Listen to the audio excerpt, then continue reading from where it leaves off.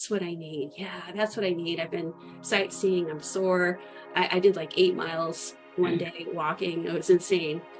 And I got in this really old elevator, and it was so far removed. I had to walk down a long, long hallway to the farthest end of the hotel, which is more long than it is big. And there was not a soul around. You could hear a pin drop. I could hear my feet on the carpet. And I got into this elevator, and the minute that door closed, I felt I'm in a different dimension. I'm somewhere else. I felt my own energy get bigger and like sort of reach out into that lift. And it was a weird feeling. And then somebody tapped my head and went like that to my cheek. And it was just as strong as this. And I just said, okay, that's really nice, but don't touch me, please. I didn't give you permission. And as soon as that elevator opened, I was debating between going ahead and teaching the spirit about etiquette, and I ran my ass out of there so fast. I'm like, oh my God. I was like, my heart was like in the cartoons, the heart, it was so strong. I'm like, how am I feeling this so strong? And as I walked out, I said, Elhard, what's up with that? And he's like, they have to do that to get through to people. Most people don't feel it. It wasn't intended to be that, that in your face, literally. So I'm like, okay, well, I guess they know that I felt it. And I thought, if a spirit is that strong, what else can they do? That's very, very, I can think of one other time I've had anything that strong.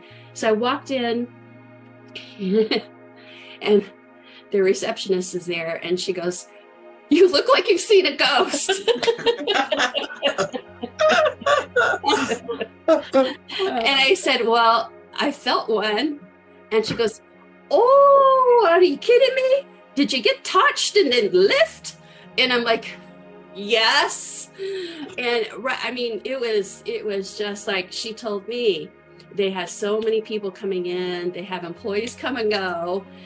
They have therapists that are trying to do a facial or a massage, and they just freak out and quit mid-shift. And I'm like, you're kidding. And she goes, well, we kind of just take it for granted around here. She goes, I really don't have anything myself. I just feel like I'm not alone when I'm alone here. But she said, you're white as a sheet. And I said, well, I'm pretty pale. She goes, no, you've seen something. And where did it touch you? So I told her on the face. She goes, oh, well, that's lovely. And it's okay. So then I'm in there getting a massage. And sadly, the massage therapist overheard. And as I'm walking in, she's 3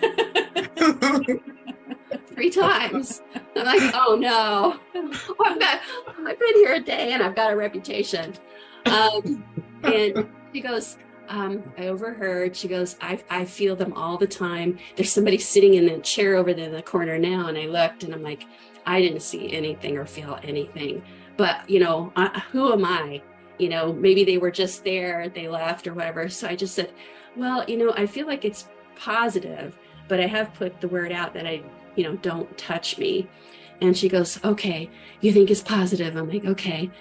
And she's probably about 25 or 30 years old, very, very Catholic, as you can tell from the crossing herself 3 times. So we're in the middle and I'm face down and I'm like, oh, this takes me back in time. But years ago, I was trying to validate my spirit guide, Leo Roy. And I said, I want to put you to the test, because my teacher, Alan, said, always, confirm the spirit, put him to the test.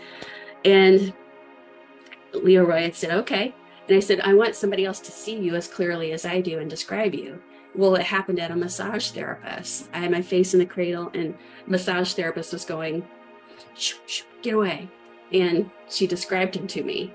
When I asked her what's going on, she said, I'm psychic. I don't know if you believe in that stuff, but there's a guy here with red hair and a red beard. So I was like, okay. So here I am again in a room and there's spirits around and I'm not really feeling them right then. But I thought, well, my hair must be coming out of the ponytail, because I felt my hair get lifted up and hands on the back of my head like this. And I'm like, she's cradling my head. And just about then I felt her at my legs. And there's only one other living person in the room. And then it felt like some big, almost like a blanket of energy was cradling my head. Like she'd stuck a towel on my head, and then there were hands on the towel on my head. My face is in the cradle, mind you. And I could even feel this energy over to the right side of me, like somebody had laid a blanket of energy down. And I knew it wasn't her. And at first my heart just stopped. Like, this is an intense experience. And then all of a sudden I realized it felt very good. It felt very healing. And so I sent this thought out and I go, that feels very good. If your intentions are positive, you just keep doing that and no more. Just stay where you are. And it went on for a good half an hour, 25 minutes or something like that. And then when it was time to flip over, I looked up and I still felt it. And I could still feel like I was peeling a blanket off my head, but there was nothing there. There was nothing there. I felt like almost like I should grab it and throw it in a chair. It felt so real, but there was nothing there. But I felt good. And I needed that healing. I had not felt that great when I walked in there. So that happened. When it's time to leave, I go back to that elevator. Do you think I want to get in that elevator? No. And I thought, Susanne, why? You're not scared. You're not scared of this stuff. You get startled. I'm like, no, wait a second. That was scary. You went down a dark hallway. You're in an elevator. It was weird. And you're touched and everything. So I went in and I said, I walk in and I go, respect, respect, respect. And I'm like, I'm talking. Who am I talking to? I felt the presence. I felt the pressure in the air. Nobody touched me, nothing. When it got back up to my floor, I bolted out of there. I'm kind of jogging down the hall because I'm like, it's like, I don't know what the elevator energy was totally different from what was in the treatment room. I'm just telling you. And then I tuned in mentally. I said, I want to connect with who was in the treatment room, who was helping me. And a woman came in and said, okay, I was a secretary here for the station. And I love my job. I love the people. And I still come here and love the people. And I thought, wow, okay, this is good. But who the hell was in that lift? She's like, I don't know.